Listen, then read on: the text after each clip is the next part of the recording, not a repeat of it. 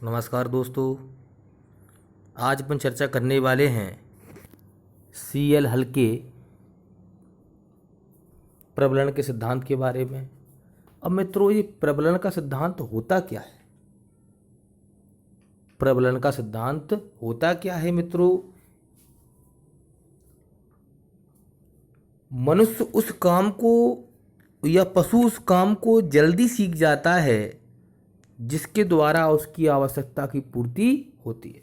ये है आपका प्रबलन का सिद्धांत। यह कब दिया गया? यह सिद्धांत 1915 में प्रतिपादित किया गया। इस सिद्धांत को इंग्लिश में क्या बोलते हैं? हल्स रेन्सफोर्समेंट थ्योरी बोलते हैं। जो सीएल हल हैं वो कहाँ के रहने वाले थे? सीएल हल अमेरिका के रहने वाले थे। सीएल हल ने कौन सी किताब का प्रतिपादन किया था? उन्होंने व्यवहार के सिद्धांत प्रिंसिपल ऑफ बिहेवियर किताब का प्रतिपादन किया था। इस किताब में क्या बताया गया था मित्रों? इस किताब में कहा गया था कि मनुष्य उस काम को जल्दी सीख जाता है। मनुष्य उस काम को जल्दी सीख जाता है जिसके द्वारा उसकी आवश्यकता की पूर्ति होती है। इसी सिद्धांत के संबंध में स्टोन ने लिखा है, प्रबलन के सिद्धांत के संबंध में स्टोन ने लिखा है कि मनुष्य व पशु उस काम को जल्दी सीख जाते हैं। मनुष्य व पशु उस काम को जल्दी सीख जाते हैं जिसके द्वारा उसकी आवश्यकता की पूर्ति होती है। अब मित्रों बात करते हैं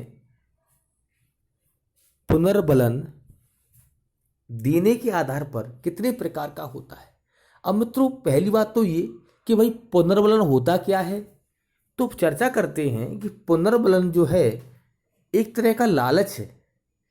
किसी बच्चे से कोई काम कराना है, आपने उसको एक लालच रूपी कहा कि बेटे आप मुझे गिनती सुनाइए। बच्चे ने आपको गिनती पढ़ के सुनाई और आपने उससे कहा कि आप गिनती पढ़ के सुनाओगे तो मैं आपको एक टॉफ़ी दूंगा। तो बच्चे के लिए वो टॉफ़ी पुनर्बलन है मित्रों। अब क्या हुआ, एक उदाहरण और दे देता हूं मैं कि कहीं पर आपने बहुत अच्छा खाना खाया और उस खाने को बनाना आपने सीख लिया। उस खाने को बनाना सीख लिया और हूबहू उसी खाने को घर पे आके आपने बना के सब लोगों को खिलाया। घर वालों ने आपकी तारीफ की या शाबाशी दी, तो वो शाबाशी आपके लिए पुनर्बलन है। अब पुनर्बलन शब्द का प्रयोग सबसे पहले किसने किया? तो पुनर्बलन शब्द का सबसे पहले प्रयोग स्किनर के द्वारा किया गया। किसके द्वारा किया गया मित्रों? स्किनर के द्वारा किया गया। अब मित्रों एक और बात बता दूं, पुनर्बलन सिद्धांत सीएल हल के द्वारा दिया गया।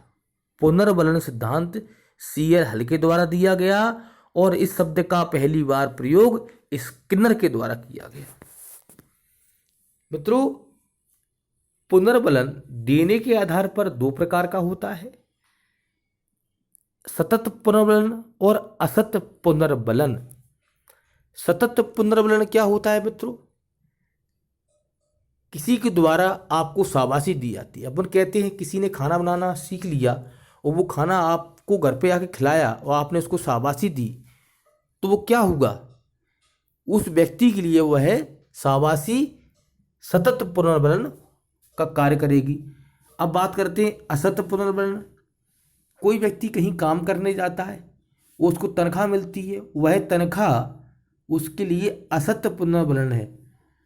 असत्य पुनर्बलन को ही हम आंशिक पुनर्बलन के रूप में जानते हैं। ये दो प्रकार का होता है, आनुपातिक पुनर्बलन और अंतराल पुनर्बलन। मित्रों जो प्रबलन का सिद्धांत है उनके बहुत सारे नाम हैं। प्रबलन के सिद्धांत के बहुत सारे नाम हैं। देखिए इसको हम अन्य नामों से जानते हैं। गणितीय सिद्धांत, परिकल्पित निगमन सिद्धांत, आवश्यक अवकलन सिद्धांत, जैविकीय अनुबंध का सिद्धांत, सरलीकरण का सिद्धांत, चालक न्यूनता का सिद्धांत, यथार्थ अधिगम का सिद्धांत, परिष्कृत सिद्धांत। मित्रों, इस सिद्धांत का शैक्षणिक उपयोग कैसे है, किस प्रकार से आप बच्चों पर प्रयोग करेंगे। इस सिद्धांत द्वारा पुनर्वलन पर विशेष ध्यान दिया गया है। यह सिद्धांत बच्चों को सीखने की प्रेरणा देता है।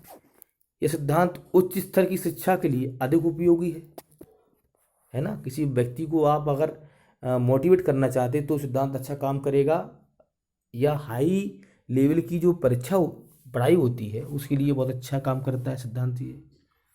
और यह सिद्धांत छात्रों को ध्यान में रखकर पाठ्यक्रम का निर्माण करवाता है, और यह सिद्धांत आवश्यकताओं पर बल देता है और उसे कैसे पूर्ति करेंगे ये करना सिखाता है। मित्रों, मैं इसके बाद में स्किनर का सिद्धांत डालूंगा, तो मित्रों आप अगला वीडियो देख लें, और वीडियो अच्छा लगा हो तो लाइक करें, शेयर करें और अपने दोस्तों को बताएं। धन्यवाद।